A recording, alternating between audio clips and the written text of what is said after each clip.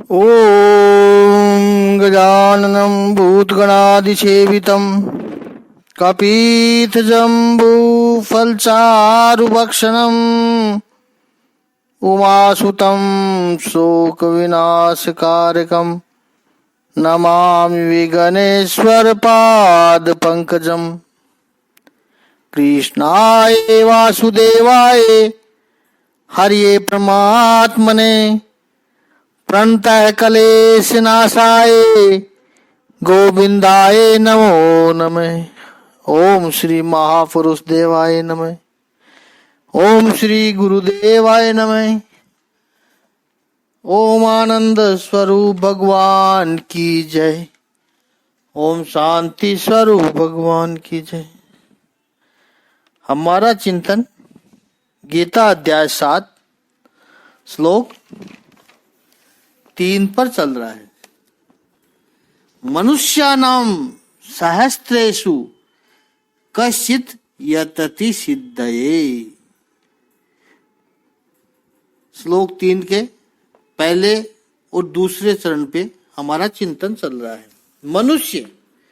मनुष्य में से कोई एक सिद्धि के लिए प्रयत्न करता है। क्यों? पहला कारण है कि मनुष्य की भोग वृत्ति है। मनुष्य स्वभावतः नियर फ्यूचर में और इंस्टेंट जो सुख मिलता है उसको भोगने के लिए लालची बन जाता है। यह मनुष्य का स्वभाव है। और संसार के सारे सुख यूं देखे तो आरंभ में प्रीतिकर है, रुचिकर है, सुख भी देते हैं और आकर्षक भी है। संसार के सुख प्रीतिकर है, रुचिकर है और आकर्षक है। इसलिए मनुष्य इस इंस्टेंट सुख की लालच में परम सुख को, परम आनंद को, परमात्मा को पोस्टपोन किया जाता है। अरे अभी तो मजा ले लो, बाद में देखेंगे। उसको पूछो भक्ति कब करनी है तो वो यही कहेगा रिटायर होने के बाद भगवत गीता का अध्ययन करना है। कब करना है? जब और कोई काम काज नहीं होगा तब देखेंगे। यूं कहे तो हमारे लिए धर्म, अध्यात्म ये सब लीजर एक्टिविटी हो गए हैं, फुर्सत में करने वाले काम हो गए हैं। और उससे ज्यादा संसार महत्वपूर्ण बन गया है। प्रायोरिटी संसार की बन गई है सबसे पहले। यह पहला कारण है। मनुष्यानां सहस्रेषु कश्चित् यतति सिद्धये, जिसको भगवान यहां कहते हैं। दूसरा कारण है परिग्रह। परिग्रह का अर्थ है संग्रह वृत्ति। भगवान महावीर ने तो परिग्रह को बहुत महत्व दिया। परिग्रह क्यों आता है? उसमें भी मूलतः है वो ही भोग वृत्ति है। जिस भोग से, जिस विषय से मुझे सुख मिला है वो सुख जब भी मैं चाहूं तो मुझे बार बार मिलता रहे। इसलिए उस विषय का संग्रह करूं, परिग्रह करूं। जैसे हमने आम के रस का दृष्टांत दिया। आप आम का रस अच्छा लगता है, आपको सुख मिलता है, अच्छी बात है। 2-4 महीने आम का सीजन है, उसमें खा लो। नहीं, हमको तो दीपावली के दिन भी आम का रस चाहिए ही। अब दिवाली के दिनों में तो आम का सीजन है नहीं, कैसे खाओगे? तो कहते हैं कि सीजन में जब आम आते हैं तब हम आम का रस निकालकर डीप फ्रिज में फ्रोजन कर देते हैं। ये फ्रोजन करना, डीप फ्रिज में रखना ही परिग्रह करना है। क्यों? क्योंकि साल भर में मुझे कभी भी इच्छा हो तो मुझे आम का रस मिलना चाहिए। तो भोग वृत्ति का ही दूसरा परिणाम क्या आया? संग्रह वृत्ति। ये परिग्रह की वजह से है। व्यक्ति परम आनंद की दिशा में जा ही नहीं सकता है, बस उसी में पड़ा रह जाता है। जो मुझे सुख मिला वही सुख बार बार मिलता रहे। अरे जरा उच्च आनंद की ओर तो देखो। ये इंद्रिय और विषयों से जो सुख मिलता है उससे ऊपर भी कोई आनंद है, और जिस आनंद का स्रोत हमारे अंदर है, हमारे भीतर है, उसे तो कभी समझने का प्रयास करो, पर मनुष्य वो करता ही नहीं है। और तीसरा कारण है अज्ञान। इस भोग और संग्रह, इनके चक्कर में पड़ा रहता है मनुष्य। पहले तो भोग निर्माण करो, फिर भोग भोगो, उसमें सुख मिला तो फिर ये सुख बार बार मिलता रहे, उसका प्रबंध करो, यानी परिग्रह में पड़ो। इसकी वजह से और इसमें इतना व्यस्त रहता हुआ मनुष्य, उसका जो परिणाम आएगा उसके प्रति दूर लक्ष्य रखता है, वो समझ ही नहीं पाता है, क्योंकि परिणाम के प्रति उसका अज्ञान है। और इस अज्ञान के कारण मनुष्य परमात्मा की दिशा में गति नहीं करता है। ठीक है, समस्या तो समझ में आ गई, लेकिन इसका उपाय क्या है प्रभु?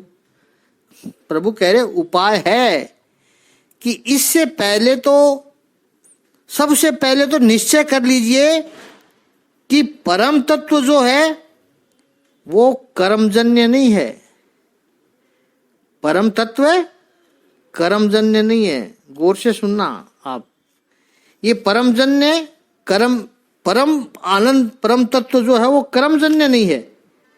ये परमात्मा जो है वो किसी कर्म से नहीं मिलने वाला, क्योंकि कर्म से जो मिलेगा, जो कर्म से मिलेगा वो उत्पन्न होगा, वो नष्ट भी होगा, उसमें देश और काल का अंतर भी आएगा, अर्थात वो दूर भी होगा, भविष्य में भी होगा।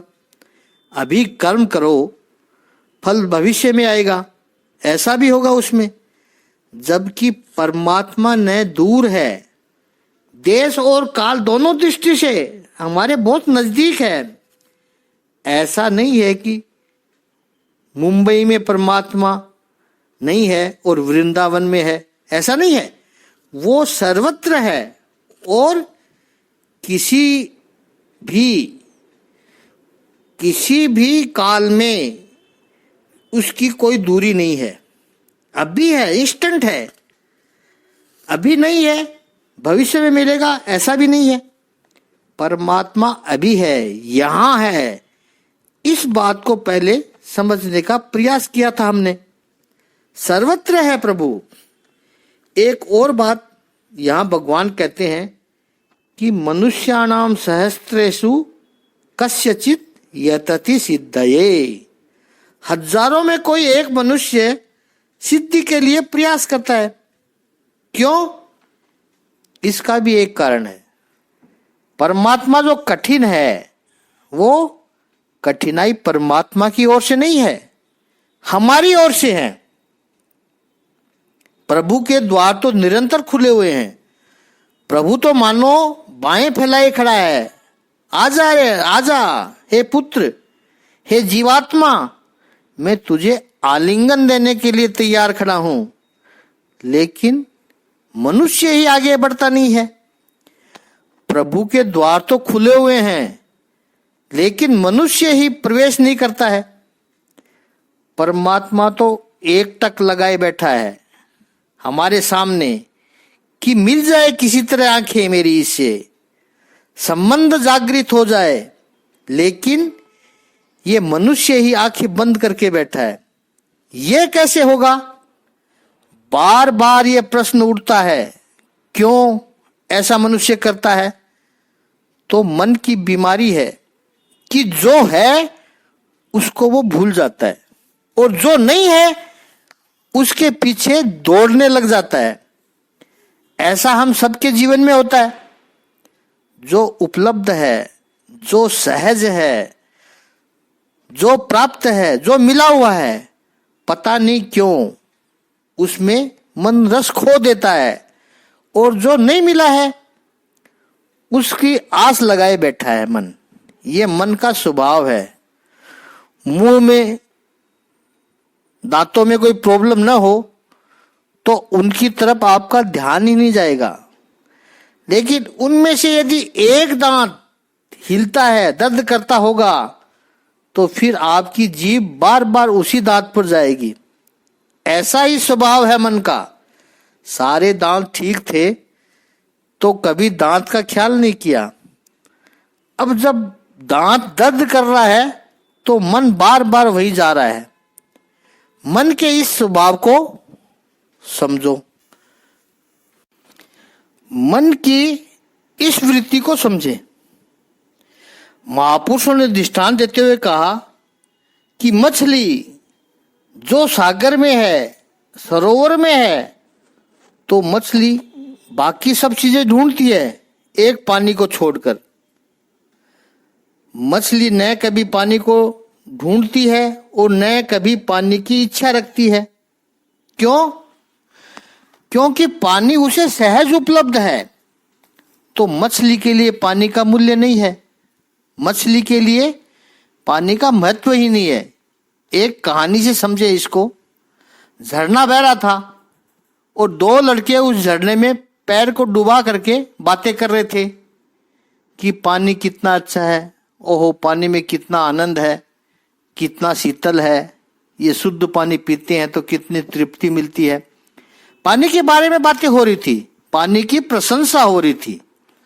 वो बात उस झरने में एक छोटी सी मछली थी, उसने सुन ली। उस मछली के मन में एक प्रश्न होता है कि भला ये पानी क्या होता है। और ये लड़के बैठे हुए बात कर रहे हैं कि पानी बहुत अच्छा है, पानी तृप्त करता है, पानी आनंद देता है, पानी शीतलता प्रदान करता है, पानी ताजगी देता है। भला हमने तो कभी पानी को देखा ही नहीं। उस मछली ने सोचा, छोटी सी मछली है। उसने जाकर के घर में अपनी माँ से पूछा, माँ ये पानी क्या होता है। तो माँ भी बड़ी चौकन्नी रह गई।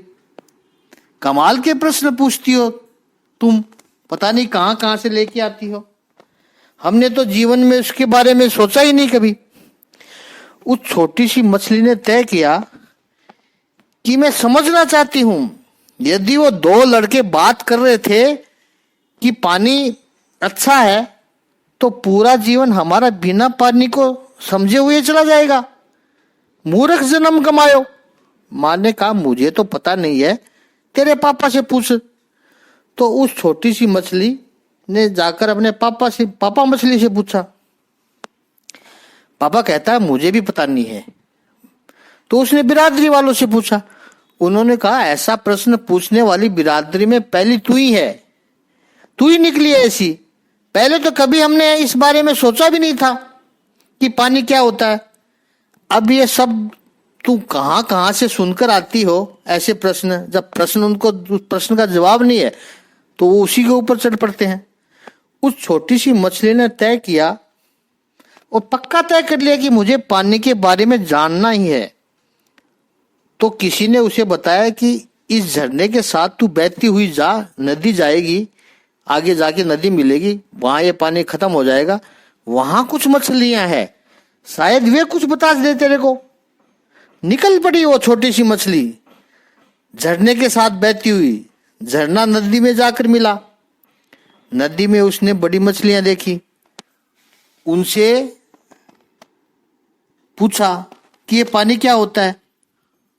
उन मछलियों ने सोचा, हमने तो कभी इसके बारे में कभी चिंता ही नहीं की, लेकिन हमने सुना है कि समुद्र होता है, समुद्र में बड़ी बड़ी मछलियां होती है, महामंडलेश्वर, बड़े बड़े पीठाधीश्वर।